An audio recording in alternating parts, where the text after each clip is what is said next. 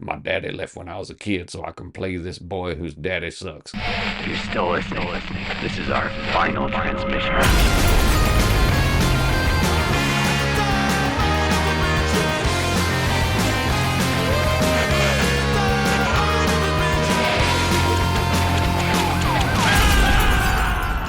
We're here. We're here. How you doing, Sammy? Oh boy, absolutely killing it over here. How are you? What's the best word to describe how I feel right now? Thoroughly shagged. I am knackered. Are you a tad on the snoozy side? I'm what we would call in this household, a snoozy Susan. Not a sleepy bean? No. It's a snoozy Susan or a sleepy Snoopy.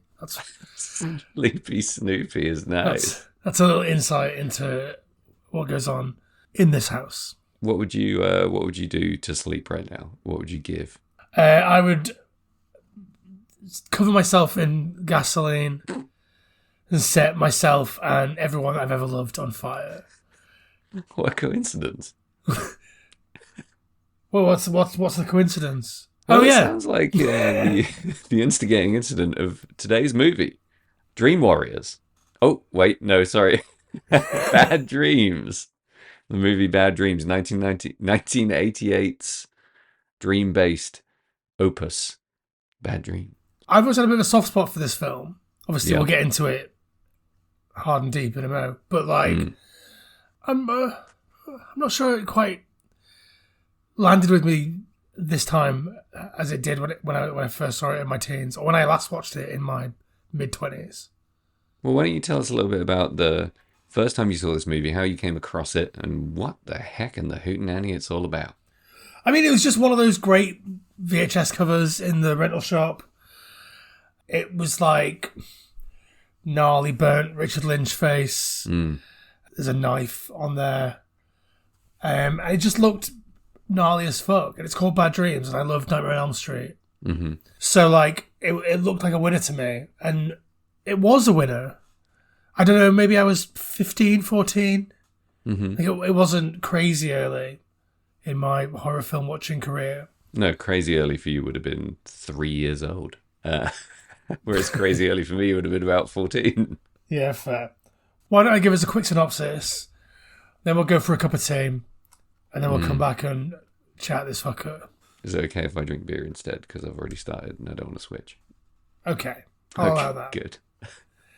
So, Bad Dreams, 1988, directed by Andrew Fleming, who's most famous for The Craft. But Yeah, he's also directorial debut, am I right? Yeah, he was 24 when he made this movie. That's absolutely unforgivably young to be directing movies. Yeah, what were you doing at 24, Sam? Not fucking directing even a mediocre horror movie.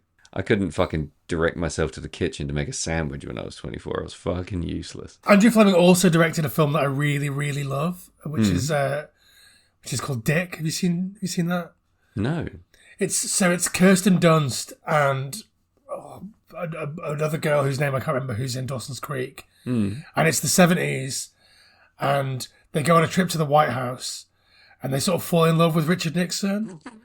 Okay. And they stumble into the room where they're sort of like shredding all of like the Watergate papers, and like their deep throat, like it's a whole thing. Like it's great. It's really. Is it a fucking comedy? good. Sounds like Yeah. a comedy. Yeah, okay.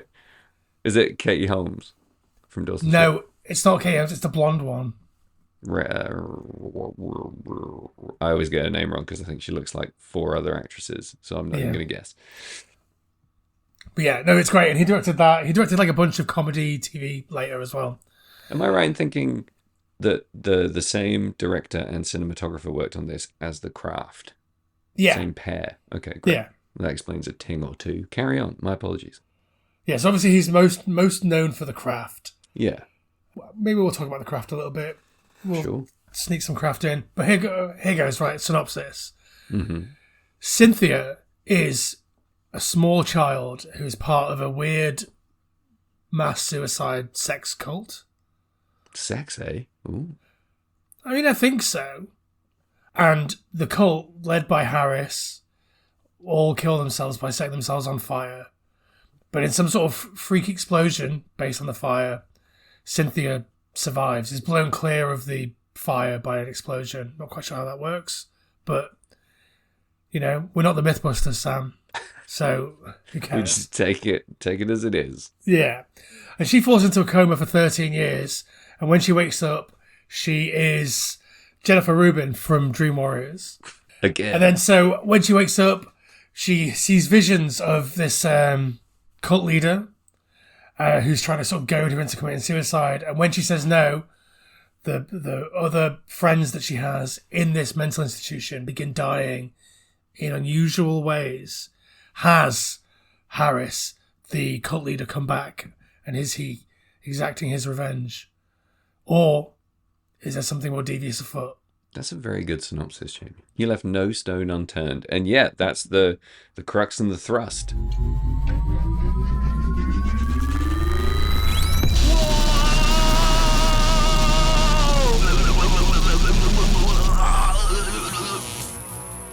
Whoa, holy shit. I guess that's why they call it Phantom Power.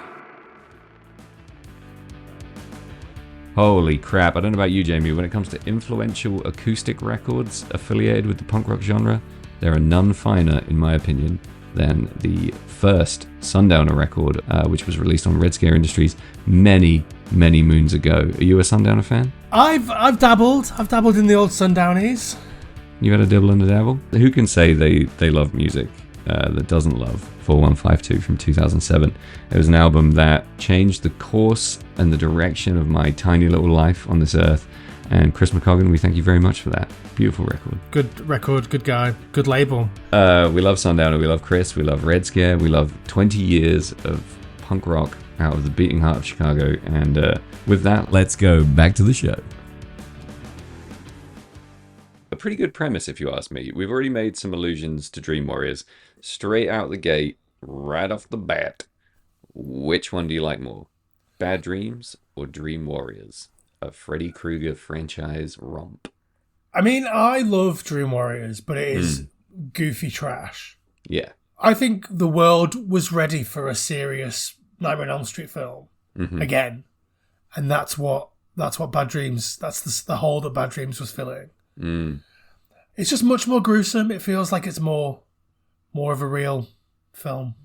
I think it does almost everything Dream Warriors tries to do 50% better, in my opinion. If we're comparing the two, which I wasn't really too keen to do until I read some critical voices from around the time, and it seems like people were very quick to lump these together. Not just because Jennifer Rubin is in both, not just because we have a burnt antagonist coming from a alternate plane of existence, not just because we have a mental institute setting full of teenagers and younger people, but I guess for other reasons as well, in pacing, writing, etc., But I don't see as tight a correlation there as maybe some of the critics did, and I don't think it's necessarily that fair a comparison. What do you think? I mean, I remembered a lot more dream-based stuff than actually how it plays out in the movie. Sure.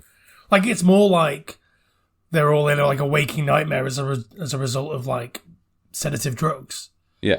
Rather than if you fall asleep, Harris or Freddy or whoever is going to come and get you. Like, it doesn't play out like that at all. And besides the fact that it's a burnt antagonist and it's called Bad Dreams and it's got Jennifer Rubin in it, I'm not seeing loads of correlation, really. I think, like, it might just be the 35 years of distance between now and this movie and Nightmare on Elm Street, but we've seen Nightmare on Elm Street's best ideas picked apart for years and years and years. And I think this brings some interesting stuff to the table. Like I say, I think we were ready for a more serious take on Nightmare on Elm Street. I think the hippie sex cult mass suicide angle is an interesting way of like upping the ante. Definitely. I think the fact that Harris looks like he's actually a real guy that's been set on fire. Those makeup effects are horrible. I think that really, like, I never really bought Freddy Krueger as like a guy that had been burnt. He's just a guy with a weird face. Yeah, until you kind of find out, well, I guess you find out pretty early, but I think part of what makes Freddy scary is his appearance. alongside all his crazy fucking abilities to kill you in your dreams.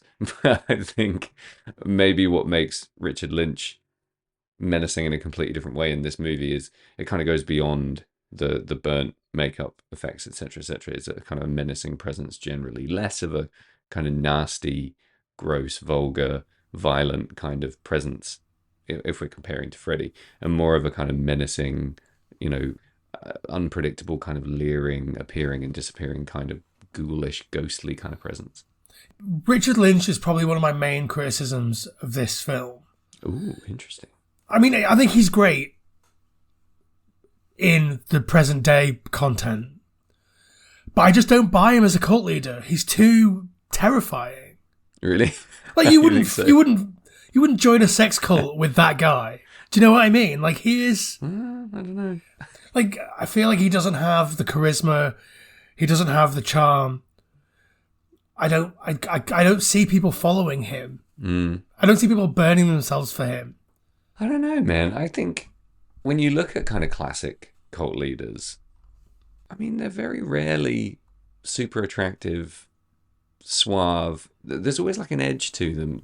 I think the persuasiveness comes from more of a manipulative place than a charismatic place sometimes. And the two are obviously very close in sociopathy and psychopathy. But I bought him pretty much throughout the entire movie, and I loved that he had more of a slightly deranged edge, like a softly spoken deranged edge as a cult leader, than, like you said, like a smooth talk. He's fanatical, but he's not over the top. He's not preaching this. I mean, he is preaching, but he's doing it in a calm, quiet, quite understated way.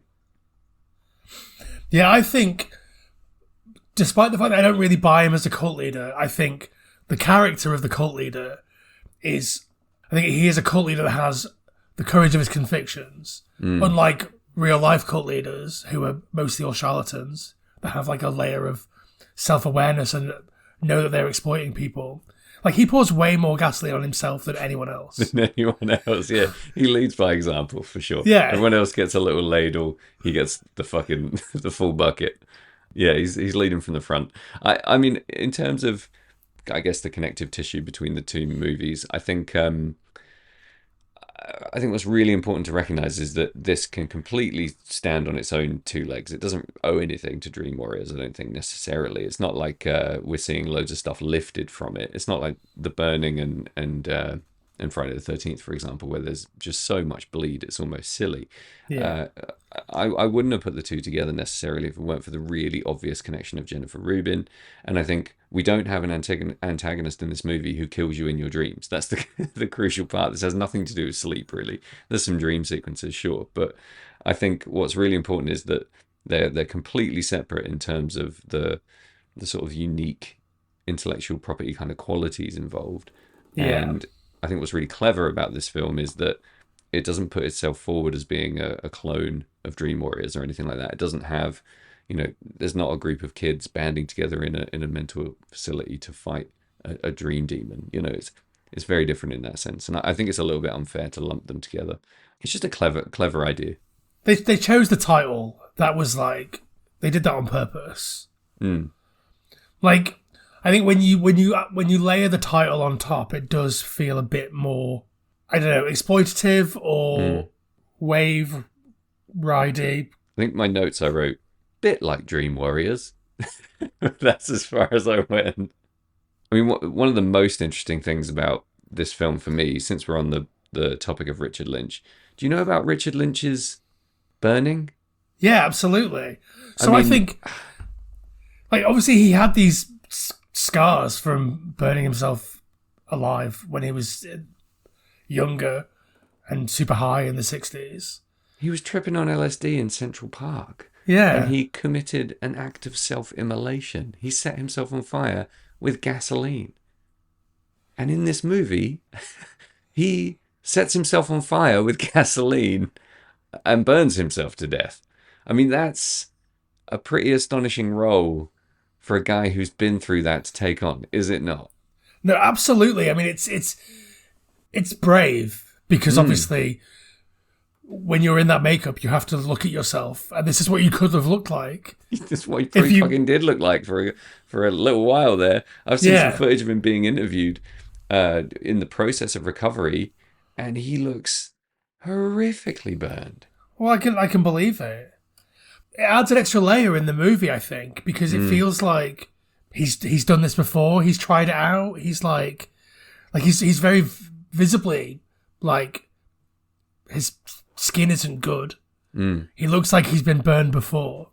It almost like adds an extra little layer to the character. I get you. So in the scenes where he is the cult leader pre-burning, he already looks scarred. So you're thinking like, that does add some layers. Yeah, for sure.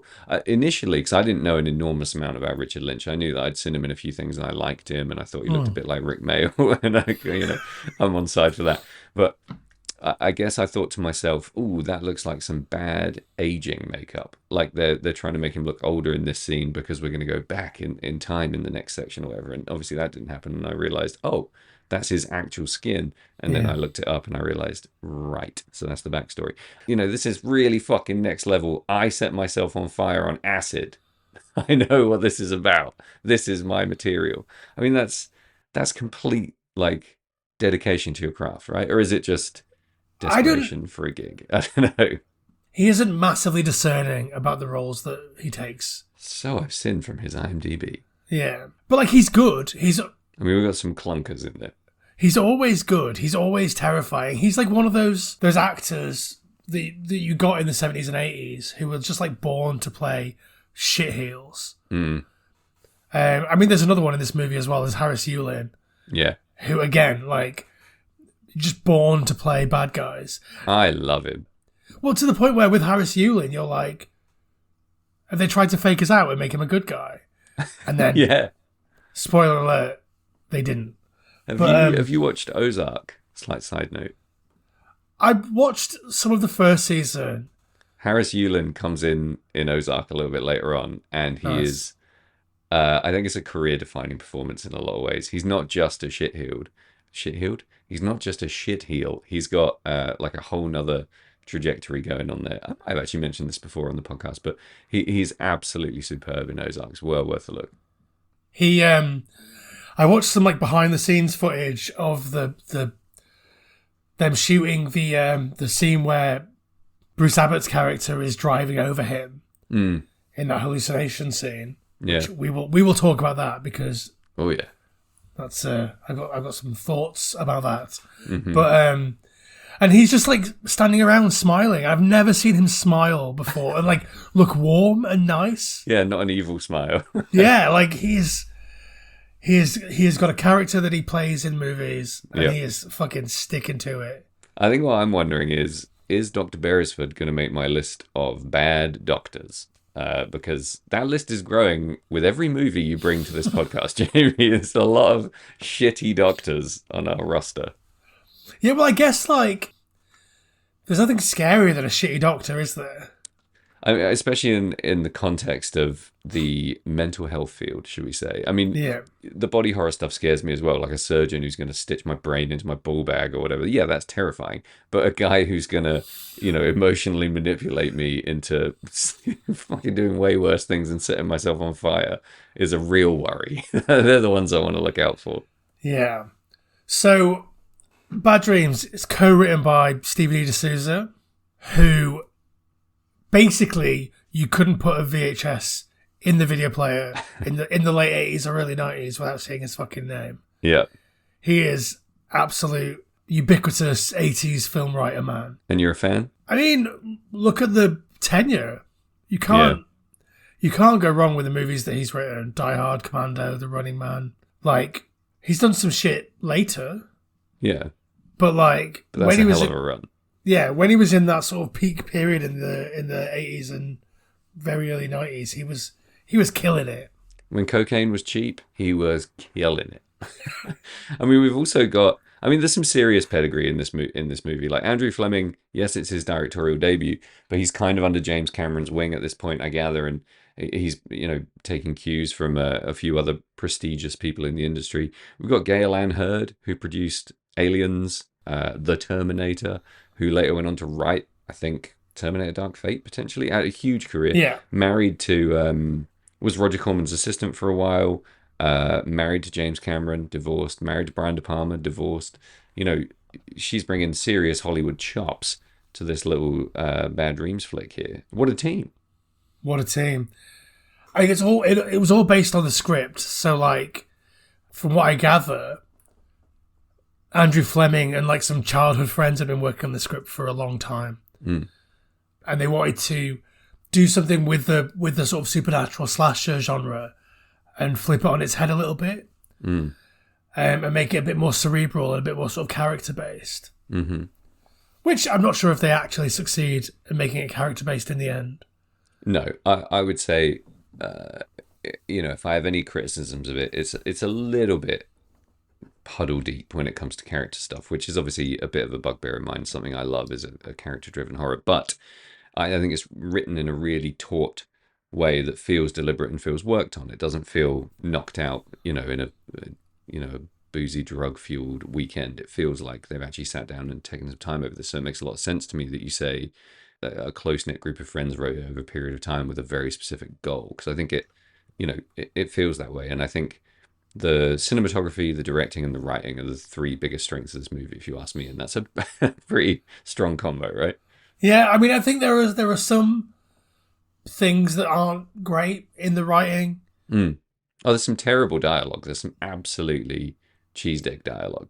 Well, I'm thinking more of how Bruce Abbott's character, Dr. Carmen, how he just sort of suddenly falls in love with this effectively 13-year-old girl in an adult woman's body. Yeah, I'm not sure what happened there. It comes out of nowhere. It's basically one line. I didn't know if maybe that was desperation rather than genuine feeling. Yeah, maybe. Yeah, that was a bit of a bizarre sideswipe. But yeah, I mean, there's a lot of nits to pick in terms of characters and motivation and the whys of what people do in this movie. But thankfully, a lot of that can be explained by lots of characters with borderline personalities, which gives you a lot of room to maneuver in terms of erratic behavior and sort of spurious motivation, etc. I wonder what mental health disorder I need to get in order to fuck in a turbine. Well, whatever it is, I think you got it, bud, because I wouldn't put it past you. I think, yeah, there's a lot of fun had here with the darker side of mental health that you get to indulge in a little bit more in horror movies, because it's taken with a pinch of salt and it's for entertainment's sake, and we're not, it's not all a statement on mental health and best practice. And there's some really shitty therapy and bad doctors in this, which I love. It's something I'm really enjoying in horror at the moment, especially. But I think in terms of the way that the movie knits, I think there's some really good writing in terms of the actual plot, and a huge part of the action is really well written. I think some of the dialogue sucks, but I think that's maybe more the time. It's the late 80s. These kind of one-liners are just, you're not watching a horror movie of this era without these one-liners. And as far as movies of this era go, it's actually relatively tasteful in terms of dialogue for the most part. But the cinematography of this movie got me instantly. As soon as you see that crooked old wooden house, the homestead of the cult, and as soon as you see the sort of tawdry, like wet-looking tie-dye in the windows, the sort of juxtaposition there of these really grisly, rural, folk horror-esque surroundings with 70s hippie tie-dye stuff, straight away got me. And there's some beautiful shots in this movie. I think visually it's very clean. I think, especially for the time, it's really crisp. It looks great. The editing's very, very tight in my opinion. And I've got almost no notes about how it's shot and how it looks on screen. I think it looks really beautiful. Yeah, I think there were a couple of shots that I really, really loved. I made a couple of notes about them. There's a shot where Cynthia kind of looks like a nun when she's with Gilda in the shower room. Oh, okay. She has like a towel draped over her head, like she's what's her name, Mother Teresa. And Gilda's all like, "I think you want to help people," and she's like, "No, I don't. Fuck off." Yeah. And she takes the towel off. Mm-hmm. There's a cool shot where like they're, what's his name, Ed and Connie are going off to fuck in the turbine. And it's just like a really beautiful shot of them walking down this sort of yellow corridor. it has no right to be as beautiful as it does, but it's really like Kubrickian. It feels like really, really well considered.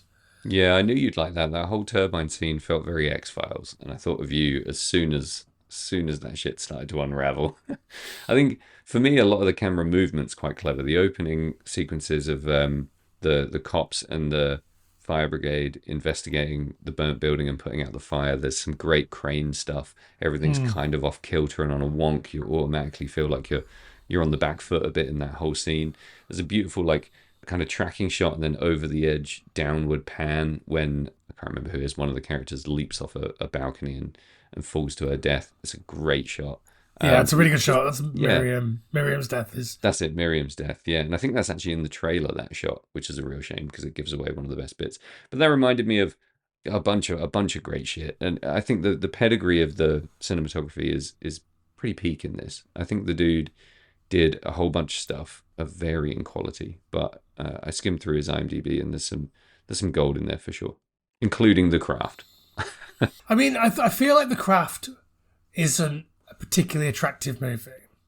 No, it's very of its time. It's saturated to fuck. It's a little bit gross in a lot of ways. It doesn't seem like the same sort of cinematography in my opinion, but he's probably just doing what he's told at that point. Yeah, I feel like it's got that sort of Alex Proyas, like Wachowski's like green wash over it. Yeah. Feels really sort of 90s and muddy. But it's a fine movie. It's a serviceable movie. This, however, I think it's a little bit drab in places in terms of the color palette, and I don't know if that's just the version I'm watching, but I also watched the version that was pretty much uncut. There's a couple of versions out there apparently, especially the BBFC didn't love the running over scene that we'll come back to. But I watched the full unabridged cut, and I think, like you, I really enjoyed some of the visuals in this. It just felt really professional, and I don't know if that just says something about the last few movies we've done, but it felt like a really tight, slick Hollywood movie with not a big budget by any stretch of the imagination, but a totally appropriate budget for the scope and scale of what we were seeing. It didn't feel like they were cutting corners. It just felt like it was put together really well. So I think I watched a cut version this time, not by any choice, but it was just the version that I could get on whatever streaming service it was on. But you can maybe fill in some of the gaps for me because it's been a long time since I've probably seen the uncut version. Sure. But I sort of thought, basically, you don't see any of the death scenes of the kids in the sort of support group. Right. Apart from Miriam, when she jumps out the window, you see some of that, but you don't see the impact. You don't see Dottie, what's her name? Lana, Elizabeth Daly. Yeah, that's it. You don't see Lana get drowned. I think most of these you see in flashbacks at the end. Yeah. When it's revealed what actually happened to them. You see the action of the death, but for the most part you just see the sort of the key moments. Yeah. In the actual main narrative of the movie. Obviously, I remember that you do see, what's his name? Ralph. Disembowel himself with the scalpels. Yeah. Which is gross. But I think like when you don't see that throughout the movie, it makes the stuff that you see with Richard Lynch in his like full burn makeup so much more powerful because you're not expecting it. When all that gore comes through the vent system and you get, I don't know, a hospital full of carries, like you're not expecting that because you've seen minimal gore apart from Richard Lynch throughout this entire film. Yeah. Like I say, I don't know how much of that is chopped out, but like it works. It works for being cut. I guess if that's your only real frame of reference, then that's all you've got to work with. I think it's laugh out loud shocking when that happens, which tells me that prior to that, not much of that nature has happened. And I think the flashes of Richard Lynch in his full burn get up, they're really welcome, I think, because I think the makeup's great.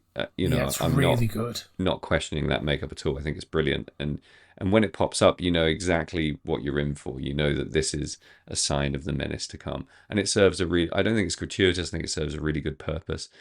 I think it serves a really strong purpose in that it's showing you the true nature of what we're led to believe is the Richard Lynch character in this. But the real trick is and in my opinion, this works semi-universally when you've got what most people would consider gratuitous gore, when it's sudden and it's not just kind of packed in with, hit after hit after hit of explosive gore. It's way more effective. So in this couple, they're fucking in a turbine chamber and they get chopped to pieces. It doesn't just fall out of one ceiling vent onto the maintenance guy. It then just rains out of all the vents in the entire hospital all over everybody. It is genuinely laugh out loud gory, which is great fun as far as I'm concerned. Yeah, I feel like that's maybe the most like Nightmare on Elm Street thing in the movie, apart from all the other things that are sort of tangentially, like when they go through that like boiler room, really annoyed me. It's like we just need to shoehorn in a boiler room. Yeah, the location from. I wouldn't be surprised if that was a studio note. Maybe, yeah. Maybe the more we talk about it, the more I'm seeing the connection. I think maybe there's some deliberate linkage here that I missed on first watch. I'm quite an innocent viewer. I'm just watching it, for the entertainment. Really, I'm not watching it to, talk about it for 2 hours and dissect it on a podcast. I'm just. They definitely wanted it to be reminiscent of Nightmare on Elm Street. And like I say, I don't know how much of that came from the studio. They were like, "Hey, we've got this movie about this burnt guy. Right. Let's try and steal a couple of quid from New Line." Yeah, it feels like if it was that close, somebody would have said no at some point. Like, it feels too close in terms of the timescale and too high profile a movie on both counts, Nightmare on Elm Street and Bad Dreams, to really risk that. But I don't know. I don't know enough about how that kind of stuff works in the industry really to speculate. I'll tell you what I will speculate on. The career of Elizabeth Daily, who plays Lana in this movie. I fell in love with her when she was Dottie in Pee Wee Herman's Big Adventure. But I did not realize that she's not only Buttercup from the Powerpuff Girls, but Tommy Pickles from Rugrats. I thought she was superb in this. It made me think, why haven't I seen more of this kind of role from her? This kind of timid, I guess mostly frightened, but also very brave character who's obviously going through a really tough time / has a lot of mental health issues. She's awesome as Dottie, pining after Pee-wee. To be convincingly obsessed with getting with Pee Wee Herman, you gotta have some chops as an actress, I think. But in this, I think she really smashes it home. She's not in it enough, as far as I'm concerned. She was a character I thought could have really developed and could have had not like sidekick material, but kind of duo material. They could have teamed up a little bit more, I thought. So I thought the death was a little untimely in terms of we just didn't get to grow into her enough, I don't think. Do you think that's a bit of like a leave them wanting more type scenario? Like, I do actually, yeah, because I think you're supposed to think what I thought, like, oh, they're going to team up, or she gets it. There's several people who get it. She's sort of spoiled for choice in terms of allies, and it's more telling that she comes from this unity cult where everyone's together and everyone's one, essentially. She sleeps for 13 years, she comes back, and then she won't trust or team up with anyone. It's an interesting sort of trauma exploration, I think. And I think Jennifer Rubin is perfectly cut out to play that role. I think she does everything that she's supposed to do in this movie, but I don't know, maybe a little bit flat at times. If I have one overall umbrella criticism of the movie, is that at some points and in some ways that I felt was significant, it was just a little muted. But then it hits in all the right places as well. So I kind of had a rough time establishing what my overall take on this movie is. And the more I think about it in terms of moments, the more I just think it's really enjoyable. But the more I look at the zoomed out version of the movie, the more I think there was a few sections where the edges were just kind of knocked off a little bit for me, and it wasn't quite hitting home as much as it could have. I think it's really a really clever movie in terms of the concept. It's really well executed in terms of the actors for the most part. Script's tight, production's tight as you like. There's just a couple of bits where I think, ooh, this maybe lacks a little bit of bite. Yeah, I completely agree, really. And like, I think there are loads of moments that are really solid, but I think there are whole characters that are just sort of nothing. Yeah. Like, I'm a huge fan of Reanimator. Spent a lot of time with Bruce Abbott in my life. Mm-hmm. In this, he's just sort of nothing. He's just sort of there. Apart from when he goes insane at the end. Can we talk about the car attack scene? Just let me make one small point off the back of what you just said. I think most of these characters are only really interesting when they go nuts. Yeah. The rest of the time, they're just kind of reading the lines a little bit. Because everyone goes nuts at some point in this movie. And it's most compelling when they're bonkers. Yeah, true. I think because, like, Ralph is like the sort of snotty comic relief. And I quite like him throughout, I gotta say. I do quite enjoy Ralph. I found him to be quite flat, but then he really like brings it in his like meltdown scene. Absolutely. And like none of the performances in this are what I would describe as good. Like I think they're solid and I think they're perfect for the movie. But like it's big 80s soapy acting for the most part. Apart from Richard Lynch, who is the only person who I would consider to be like an acting actor, like sure. Capital A. Yeah, everyone's like doing these sort of big over the top performances, and it annoys me when that's like quippy, like, oh, if I commit suicide, do I get my money back or whatever, all that shit. Yeah. But then when they go mad, when they freak out or when they have like meltdowns, that approach to the performance becomes really good, becomes really like useful. Yeah. Because you're already at a level and you take it up a level, it's like, boom, here we go. Yeah, it might be perverse for us as audiences to crave that, but it is what I want from these characters, unfortunately. They're teed up in such a way and put in front of me in such a way that I'm waiting for them to do that. Yeah. I don't know whether that's crass or not, but that's what the movie is putting in front of me, and that's how I'm reacting. Maybe I spent a little while praising the writing of this movie, and I'm going to completely go back on myself. Maybe it's actually badly written, because all of these characters, it transpires throughout the movie, are being pumped full of lots of semi-experimental / illegal / inappropriate drugs. So if you're an actor and you receive this script and it says, you know, you're pumped full of like, you know, grade B, been on the shelf for 20 years now, illegal type of Thorazine for the 80 minutes of a 90-minute movie, how are you going to act? Probably a bit muted, a bit faded, a bit disconnected, etc. But then you have this like 5 minutes where you have maybe insane clarity, but like clarity nonetheless. The trajectory of your performance is going to be pretty subdued for the most part, and then you're going to ramp up and burn bright for a brief period of time. Maybe that's not great writing. Maybe, in fact, that's giving us a lot of flat characters that then have a burst of action and disappear. And maybe that doesn't play into the rhythm of the movie the way it should. I don't know. Well, I'm just opening my mouth here. I think what the movie's trying to do is give you like a timeline of drugs that they're on. And the drugs change as they move towards their deaths. Right. So as Dr. Beresford manipulates... I mean, we should say now, I mean, I'm sure you've seen the movie if you're listening to this, but Dr. Beresford, it turns out, has a master plan to postulate fairly crap theories in terms of mental health and the treatment of mental health disorders, and then, puppet master his patients towards proving them right with concoctions of ridiculous drugs and lots of abusive methodologies, should we say. Yes, he's going in the top 5 list. Now let's say it out loud. He's up there. He's going in. He's literally using drugs to make teenagers commit suicide. Like, that's pretty bad doctrine. Yeah.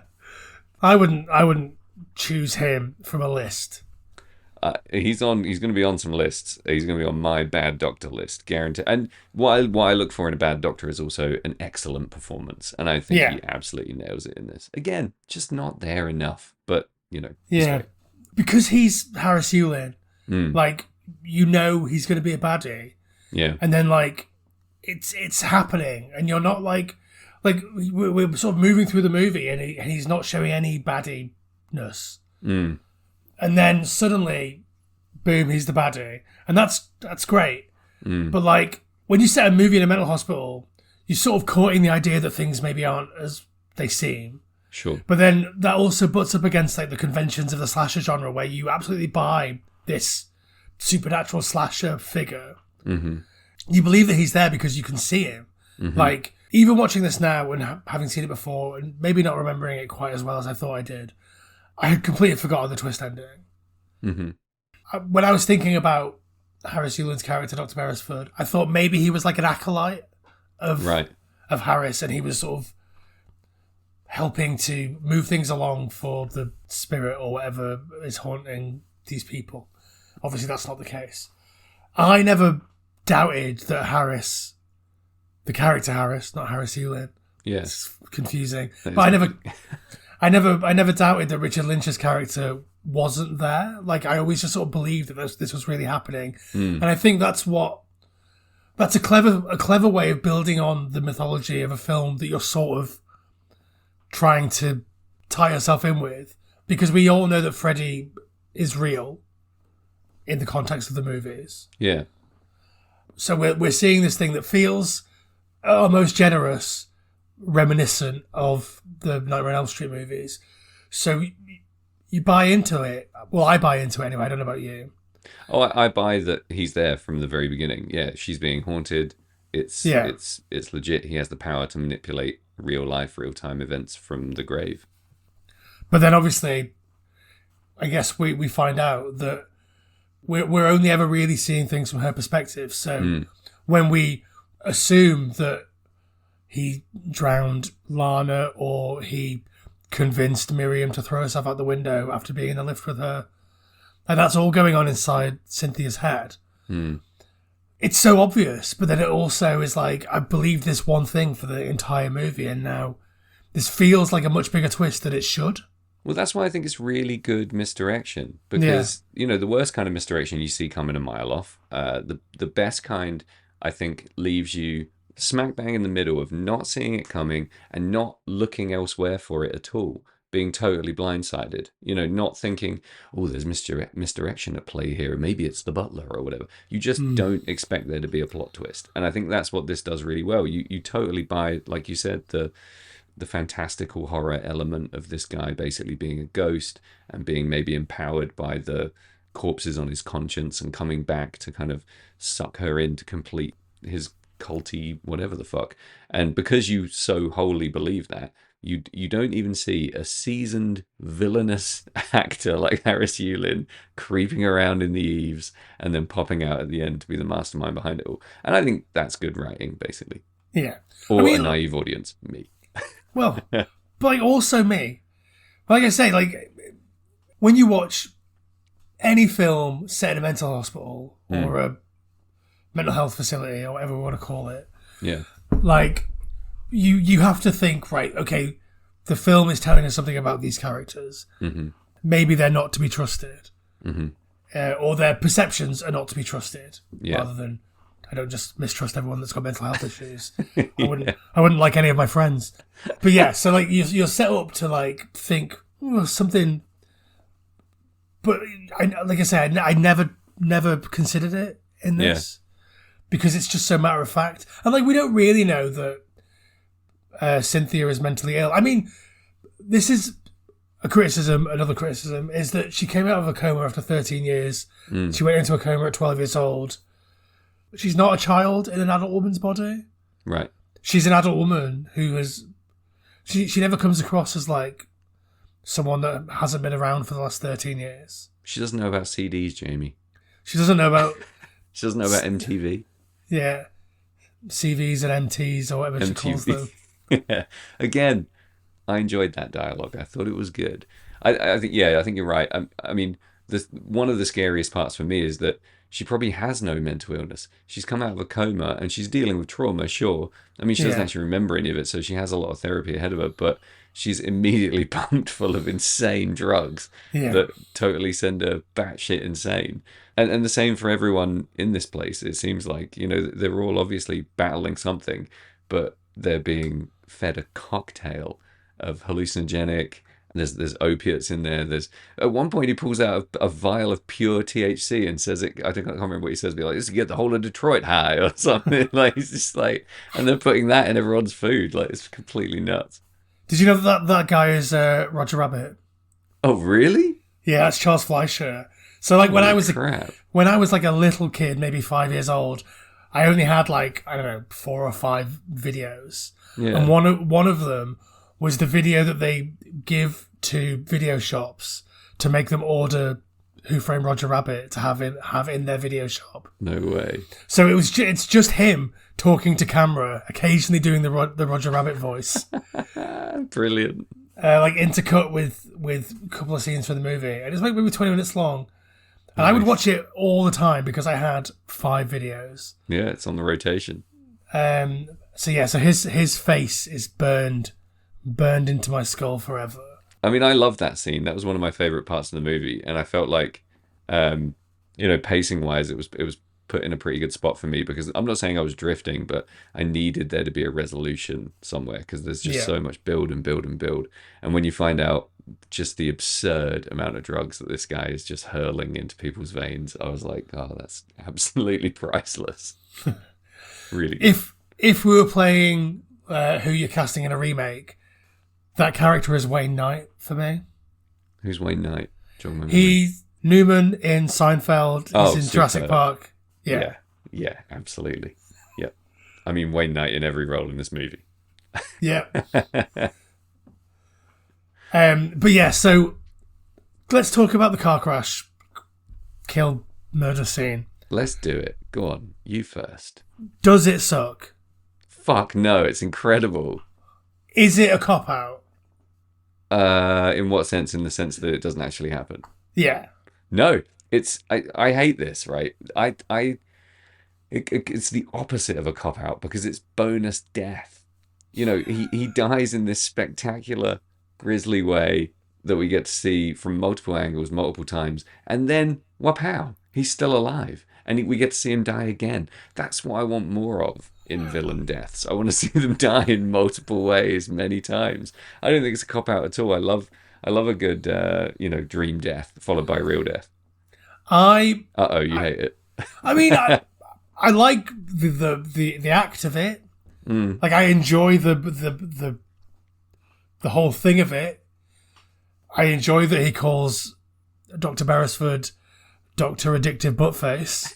That I take issue with. That is some of the most shocking dialogue I've ever heard in my entire life. If that wasn't ad-libbed, that's some piss poor dialogue right there. Yeah, that's a line that Ralph might have said and might have even been able to carry off. I don't think Ralph would have said that because he's a little bit more witty. I think maybe this is them trying to portray this doctor as being very milquetoast and very bland and not really having the capacity to do swears or be really aggressive like a real normie kind of doctor guy. But it just swing and a miss, bud. Real bad. So, like, obviously the scene exists to show the power of the drugs. Yeah. And or just how many different ways you can run a guy over. But yeah, I just think, maybe it's the reveal, the way that he's just in the car and he's like, whoa, like. Yeah, the reveal was a little bit nothing. Maybe it's that. Maybe that's the problem. Maybe I think it's a little bit Evil Dead. I like it. Yeah. Do you know what it is? Do you know what? I had this horrible, recurring dream when I was a kid about being crouched in the same kind of crouched sideways position and being crushed by something really big and really heavy. So seeing him in that like seated fetal position being smashed into by a car, it just ticks all my boxes. That's a great way to get hit by a car, crouched in a ball sideways. I think that's brilliant. Like I say, I think the act of it is good. Yeah. I watched, like I say, a bunch of the behind the scenes footage that I found online somewhere. I think it was on like the Fangoria Facebook page in 2019.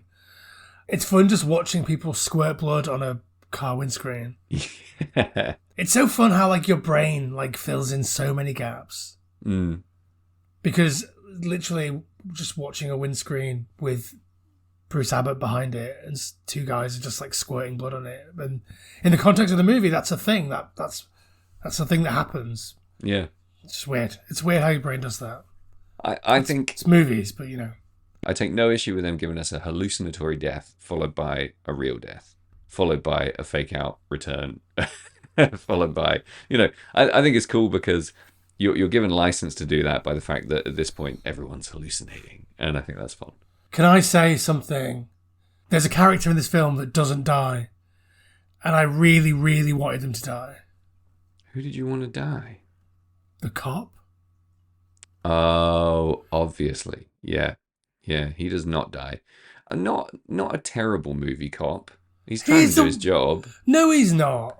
This woman wakes up from a 13-year coma, and he's like, "Did you do it? Are you the baddie?" Like, yeah, I'm gonna have to hard disagree with you here, bud. At no point is this guy allowed to do his job in this movie. He keeps coming to this fucking loony bin where one by one, everyone in his main suspect's therapy group is dying in the grisliest way possible, and she's always there. And he keeps saying, "I'd like to arrest her, please." Everyone keeps saying, "No, don't be ridiculous." As the body count climbs and everyone she knows dies, and she's literally always there, nobody's allowing him to arrest her. In fairness, if he'd arrested her straight out of the coma, nobody would have died. Yeah, they would. Why? Dr. Beresford would have still pumped these kids full of drugs, right? I kind of read it more as Dr. Beresford saw her as his, like, okay, now the fucking group's complete. Now I've got an antagonist. You know, now the narrative fits. She brings this baggage of having this dead cult leader in her past. I can pump them all full of drugs to, you know, become victims of her, essentially, kind of using her as a patsy. Because his crowning thing was like his theory about her recovery specifically was to get everyone dead. I don't know. My point is, this cop is saying all the right things. He's saying we need to arrest her. She is massively part of these deaths. He's wrong, obviously. She's not killing them. But, you know, nick her and then work up towards Beresford, surely. But, like, he always believes Beresford until he takes his gun. Yeah, that's true. That's not particularly good police work. I don't know, man. I think I would... Listen, I'm trying to wipe away the vast majority of my personality and imagine myself as a cop. And I think what I would want to do is arrest this woman. That's my first move. As soon as she wakes up, cuffs on. Like, yeah. I'd cuff her in her coma. Fuck it. I just think his personality is the personality of a dickhead. I like him. He's funny. I mean, I'd love it if he died. Don't get me wrong. There's nobody in this movie should be spared, really. Everyone should die. But, yeah, I mean, a shame we don't get to see him go, I guess. And he's also basically the same character that he plays in Repo Man, but he's a cop now. On the other side of things, yeah. How would you kill him? How would you have him die in this movie? How would I kill him? Just hit him with a brick. Or how would they kill him in the movie, do you mean? Yes. How would you write his death in this movie? Just hit him with a brick and keep going until his head was pulp. No, like, I don't know. In the context of the movie, he should get shot by Beresford. On the roof in that scene? Yeah. Like a fatal shot? Like, how are you going to shoot it? You're going to have him shot... Straight through the eye. Full cranial blowout. You're definitely dead. I just shot you in the head with your service revolver. Okay, right. Good. Just checking. And then, like, empty the clip into his body as he lies on the ground. And then Beresford runs and jumps off the roof or whatever. I don't know. Like, okay. It's a strong ending. It is. I don't see why they didn't do it, to be totally honest. There's some, I guess, catharsis in Cy Richardson's cop, whatever the cop's called. Like, in him knowing that his whole narrative that he concocted is wrong. There is some joy in that. I mean, who's the real bad guy in this movie, Jamie? Science, medicine. Yeah, a bizarre but fun set of attempted messages in this movie, I think. A lot of criticism of this movie says that it's totally nihilistic and devoid of hope, and I think I would completely agree. It dumps on, like, every shred of, even the remotest possible hope at every turn. And it pretty much unashamedly. There's nothing good or there's no peace in this movie. There's nothing at the end of this that says, here's at least like a back to level settings outcome. Yeah. It's all just fucking down, down, down from the very start. The only characters that, survive, apart from the cop, obviously, you've got Cynthia and you've got Dr. Carmen. Yeah. And, like, Dr. Carmen's probably going to be fine because he's a cardboard prick. But, like, Cynthia has had this horrible trauma, coma for 13 years, straight into horrible trauma. She's not going to be okay. She's not going to be okay. She's going to... Yeah, and she's manipulated from the second this movie starts to the second this movie finishes.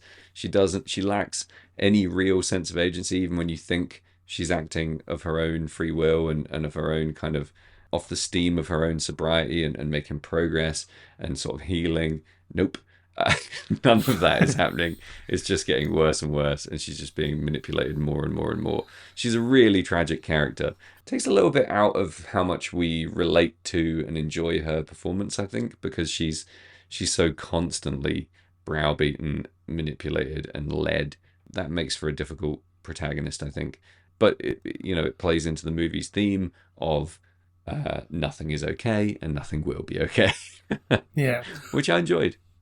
Roger Ebert called this film an advertisement for teen suicide. How do you feel about that? I think Roger, I fucking, okay, I'm going to say something controversial here. I don't fucking care what Roger Ebert says about any horror movie in the history of horror movies. The guy just doesn't like horror. If you're going to be a critic, fucking don't. That's my advice. For the most part, fuck Roger Ebert. I couldn't care less what the guy thinks. This movie has things going for it, and he just fucking chose not to enjoy it, is my opinion. Yeah, I think, like, Gene Siskel doesn't like horror films. Roger Ebert definitely likes horror films, but he's only there for the fun, I think. He doesn't like horror films that are actually horrible. Roger Ebert doesn't like horror films in the same way George Bush doesn't care about black people. I don't know what that means. Do you remember when Kanye West and Mike Myers were on TV and Kanye West said, George Bush does not care about black people? No. You didn't see this? I don't think so. I'm going to have to send it to you. It's a classic. Maybe this needs to be edited out. I don't know. Listen, this is a movie where Ralph disembowels himself with 2 scalpels and says, later. His last word is later. If Roger Ebert can't even fucking find one sentence in his review to write about that, he ain't fucking watching the movie for the right reasons. Get out, you're boring. I have an issue with Ralph's death scene.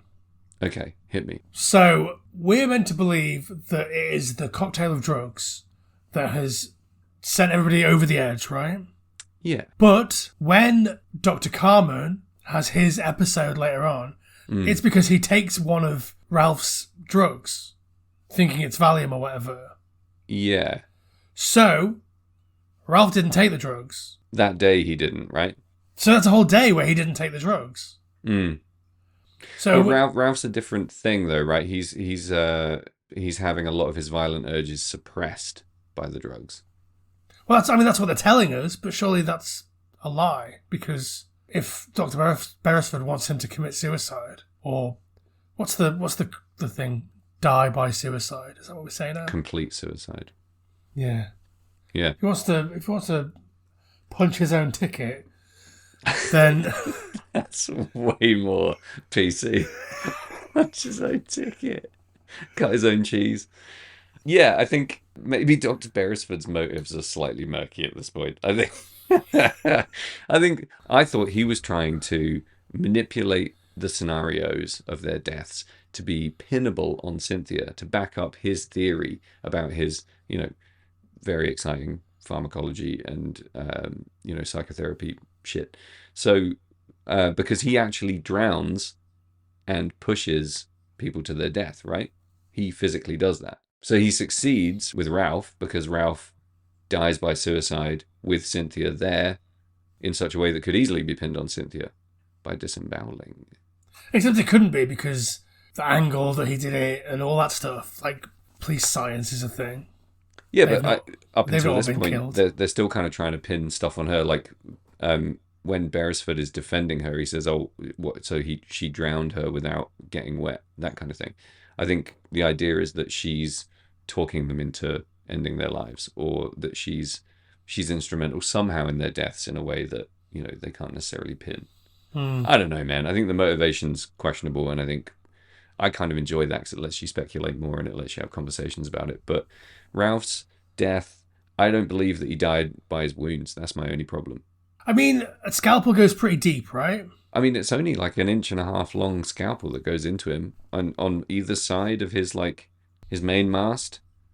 He's not hitting anything major there, really. I don't know. I just found it a bit of a cop-out. No more of a cop-out than the fucking dream. Oh, it was all a dream. It was a dream, but I saw that dream as just a fun way to run Harris Yulin over multiple times.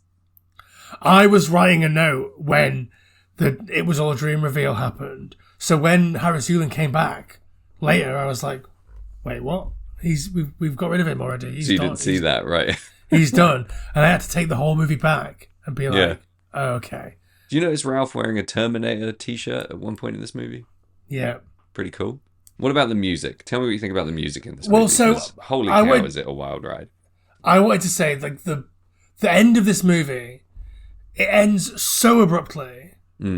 Like, basically the characters are like in the middle of a sentence, and it cuts to black, and then you get that fucking screaming "Sweet Child of Mine" intro noodle.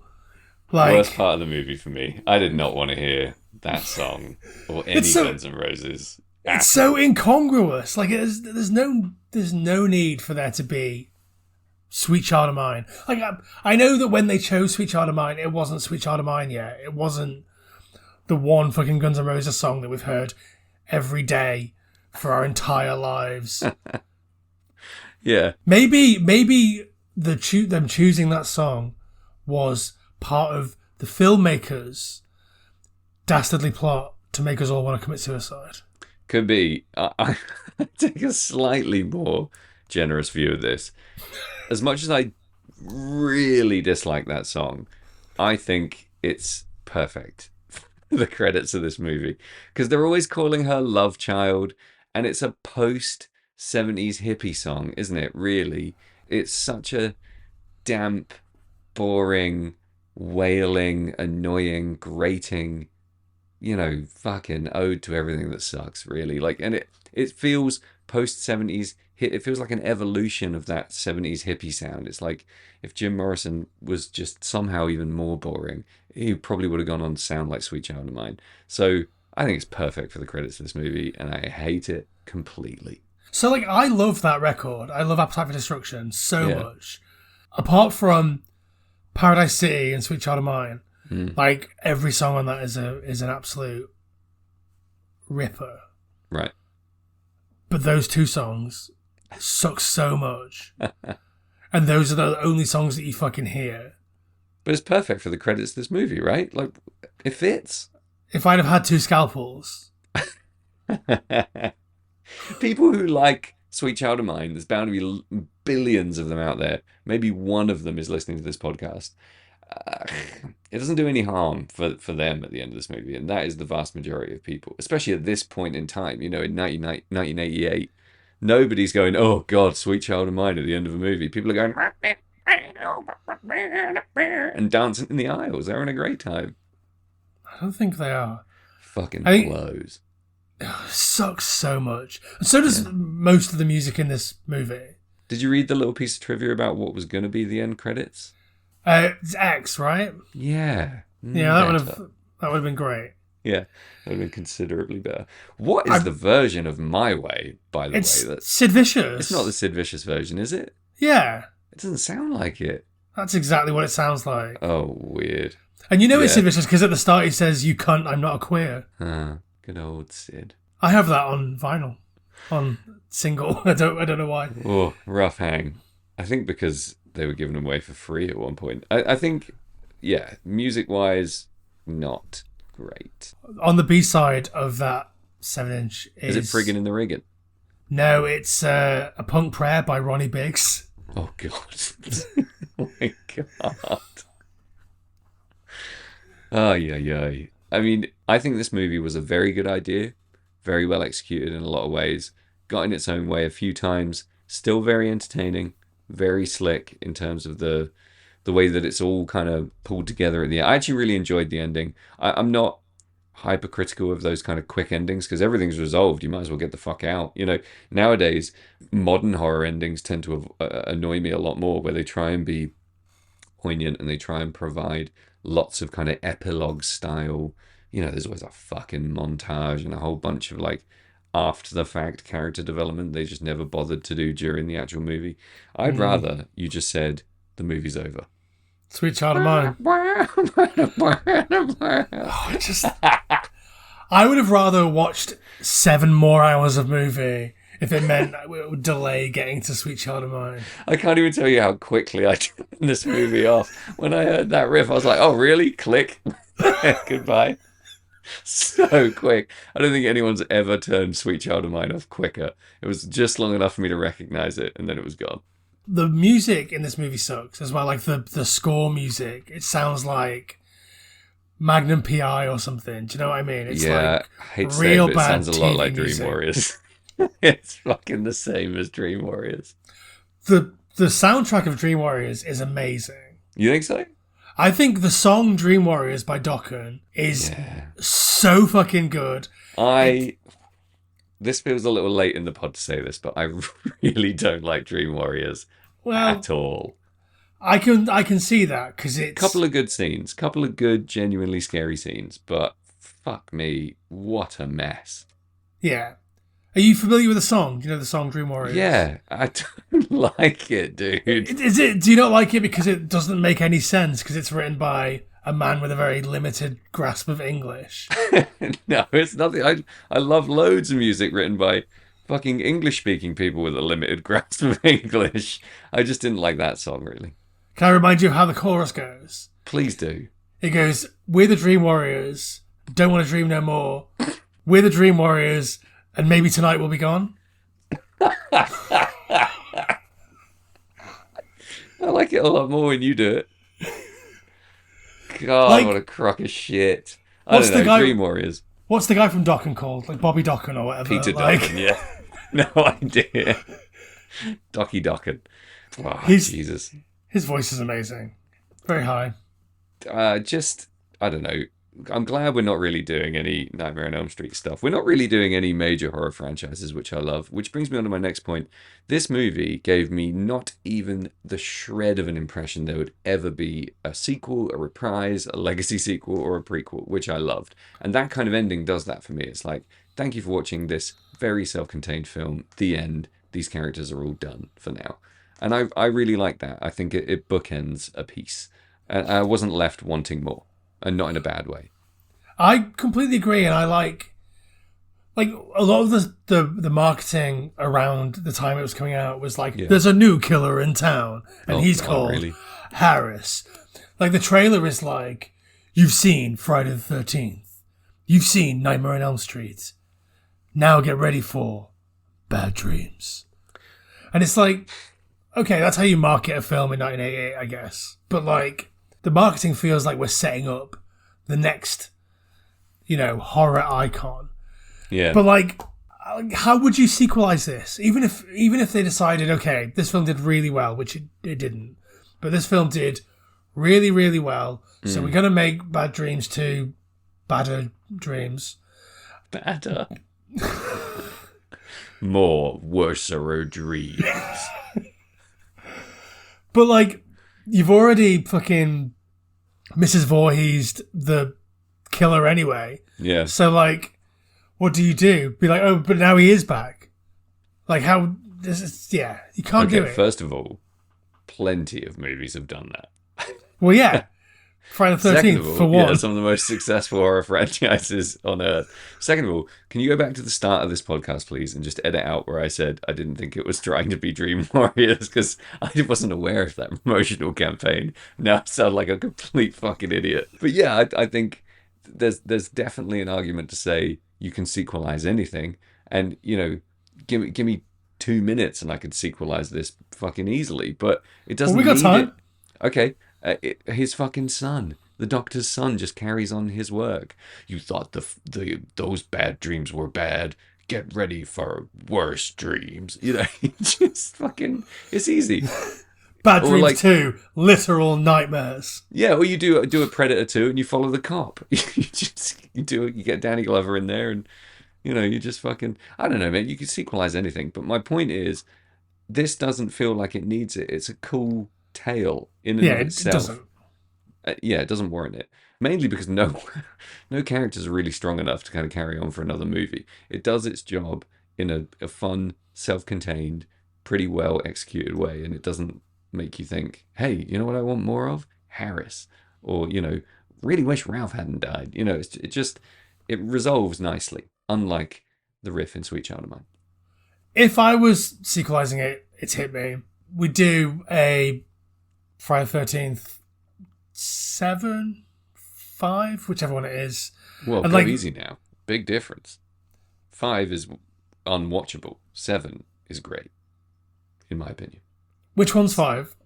5's the one you love, with all the fucking 36 main characters and all the coke and all the horrible shitness. Yeah. Well, basically, what I'm saying is, I would make whist in your voice. Yeah. But yeah, what I'm saying is, I would make in Bad Dreams 2, Badder Dreams. I would make Cynthia the antagonist. Okay. Like, she's so fucked up by all the stuff that she's now being led by the Harris in her brain to, I don't know, kill people and not remember it. Okay. She's asleep and she's sleepwalking. Maybe that's the abused becomes the abuser type deal. Yeah. Okay, so Friday the 13th Part 5 is, just to clear this up because it drives me fucking mental, Tommy Jarvis is an adult. Oh yeah, not that goes to the halfway house. And what's 7 is fucking awesome. It's where Jason comes up from the bottom of the lake and has to basically... Everyone calls it Jason versus Carrie because the girl has telekinetic powers. Oh yeah, she's got the Shining. Another one of my bad Doctor top 5s. I love Friday the 13th Part 7 and everyone hates it. It's a real... I'm fighting a losing battle there, I think. Is 5 the one where Jason is a different guy? Just like it's a guy called Chris or whatever. Yeah, it doesn't really have Jason in it at all. It's called like the new batch or whatever. A New Beginning, yeah. Yeah. The New Batch. That's Critters, right? I think. Oh, it's Gremlins. Yeah. Maybe I'm wrong too. Then it's not the one with all the coke fiends and the 3,000 cast members. I don't know. I fucking thought it sucked. But 7, oh yeah, give me 7 all day long. All right, Sam. Let's take a little break, and we'll come back and we'll give our score and wrap up Bad Dreams. Okay. We'll wake up from this bad dream about bad dreams. Come on, man. Does that thing even work? No. There's nothing out there. It's just dead air. Oh, I'm awake. So, Sam, what are you rating Bad Dreams out of, and what's your score? I'm going to rate Bad Dreams out of scalpels in my guts. And I'm going to give it 1 scalpel in my guts out of 2. I didn't know where you were going with that number-wise. I was like, that's pretty low because I think it hits enough to half kill me, but it doesn't quite fully get the job done. It's a very good horror movie in my opinion because it's incredibly well constructed. I think it does absolutely everything it sets out to do really well. It's completely entertaining from start to finish. I genuinely think there's some great directing, some really beautiful shots, and the overall feel of the movie to me is just scary enough to be on the sort of rougher end of horror, where it could have easily been much more vanilla. So I think it is quite brave. I think the writing, for the most part, is very good. There are some real clunky bits, but for the most part, I really enjoyed the movie. It's just not quite as memorable as I would have hoped, and it maybe doesn't have that wow factor. It doesn't make me walk away and want to tell my friends all about it straight away. But not a second wasted watching a movie like Bad Dreams. I really enjoyed it. So 1 big old disemboweling scalpel in the guts out of 2 from me. What about you, bud? So I'm going to give it 4 out of 6 gut raining vents. Nice. Like, I agree with you. I think it mostly does what it sets out to do. I think it's interesting that it uses people's knowledge of the supernatural slasher genre against them to lull you into this false sense of security and then actually deliver something quite different at the end. And I think it's doing that on purpose. And I think it is courting, as well as like courting Nightmare on Elm Street fans to come and watch this new film about a burnt guy killing people. Like it's using that as a launch pad to have a more interesting idea, which I think is the best thing that you could say about Bad Dreams, is that it's got some really good ideas. Yeah, the cult angle is fantastic. I think that's really original. Yeah. A cult leader kills himself and all of his followers, apart from one, and then he comes back from the grave. Or does he? That's great. That's really, really great stuff. Yeah. It totally makes sense as well. Like, you never don't buy, like, his motivation there. Like, you always buy that motivation. Like, he killed his entire flock apart from one person. It would make sense, even if it is all in your head. Like, it would make sense that you would think, I'm the one that got away. Like, is he coming for me? And like, so it makes sense from that point of view, but then it also makes sense that if he is real and he is coming for you, that it would make sense for him to want to do that. Yeah. Within the context of a movie, because it's a cool thing.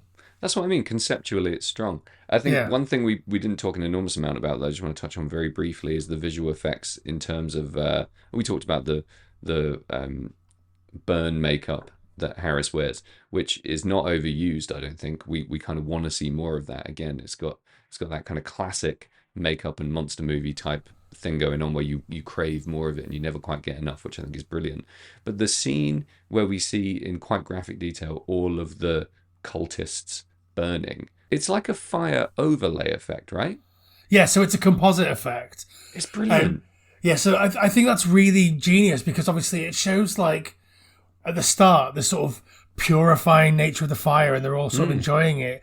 And then when it switches to, like, horror, and oh my god, I'm actually burning, and this, isn't the fun, nice time I was expecting it to be.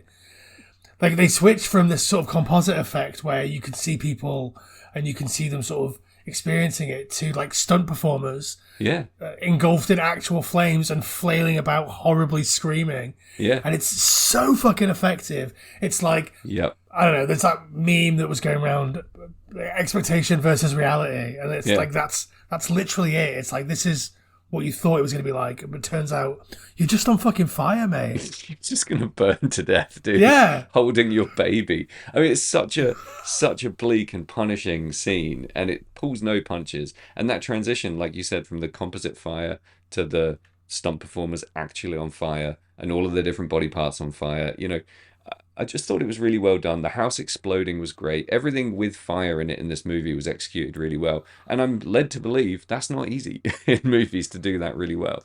A lot of the locations are really great, and all of the effects that take place in and involving the different locations, I think, are just fucking brilliantly done.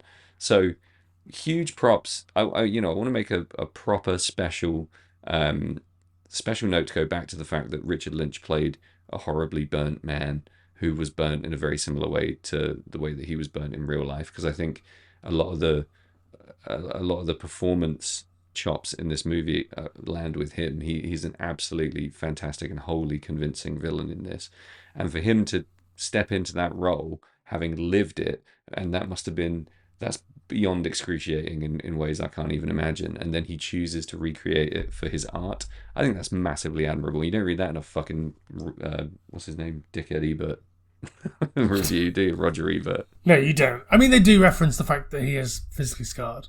Yeah, but credit where credit's due. Like, you're not going to catch me reenacting the absolute worst thing that ever happened to me in my entire life that was both physically painful, probably kind of shameful to him in a way that he's probably worked through since, but, a horrible, bizarre, painful, traumatic experience in my life. I'm not going to fucking reenact that on screen in front of people. That's incredibly brave. Yeah. It's killer. I think there's like a really cool bit. It doesn't quite work. It's so when he first sort of shows up in the elevator and he's there, and there's like, it's sort of like strobing, which I think they did in the edit. I don't think that's how it was planned. Right. But it's a really sort of cool way to sort of shift him from, regular to extra crispy or whatever. Yeah, it's great. And I find him just as scary in both aspects. So, top performance. Great work. Anything else you want to say, Sam, before I hit play on Sweet Child of Mine? Please don't do that. That's my last thing to say is I beg you not to play Sweet Child of Mine. No, thanks for recommending this movie, man. I hope it held up in the way that you thought it might. Another strong movie for the mill. More grist for the mill, bud. Yeah, I mean, it's weird that this film isn't talked about that much. Yeah. In a world where we've got loads of sort of boutique Blu-ray labels putting stuff out. I think A8 Films put this out a couple of years ago. It's out there now and you can access it. I think in the sort of DVD times, it was a bit harder to find. I think in a world where people obsess over like Warlock and movies like that, which for me are just, Warlock exists. Like this is better in my opinion than Dream Warriors. It's better than movies like Warlock. I don't know why, but it evokes Warlock to me in some weird way. I think it's pretty peak for its little subgenre, and I think I would agree. I don't really understand why it doesn't have a more devoted fan base. All I can think of is it's stuff that I don't understand. Yeah. So Sam, if people wanted to support the podcast, how could they do that? Well, first of all, don't give me that if. Of course they want to. The first thing they can do is take those little thumbs, those little beautiful, fat, pink, chubby little thumbs, and hit a star rating, and maybe even engage them further in giving us some kind of criticism. If we've said something that you think is great, put it in a review. If we've said something you think is absolutely 100% factually incorrect, put that in a review too. Yeah, if you're the fan of Sweet Child of Mine, then let us know. Tell us so how we wrong can we are. We can block you on all social media. No. Expose yourself, and then why not follow us on Instagram? Jamie put some amazing stuff on there. You got a whole bunch of great video content coming up from when we were completely out of our minds recently. You can do lots with your thumbs, is what I'm trying to say. And then why not use your gob in a similar way and tell all your buds, tell your friends, tell your family, put your money where your mouth is and sign up for the Patreon. Yeah, I'm challenging you. Give us money. What else can they do? I think that's probably it, right? They can go outside, they can look at the sun for 20 minutes or so. Stare at the sun. How does that help us? If you're a real fan... You'll blind yourself for us. Yeah. If you were a real fan of the podcast, you would take a ladle of gasoline, pour it over yourself, and set yourself on fire. Set yourself on fire, and then, Come back to haunt us, I guess. Die in the 70s. Do it for Daddy. Die in the 70s. See ya. We'll see you next time on another great episode of Final Fantasy. You can say at the same time.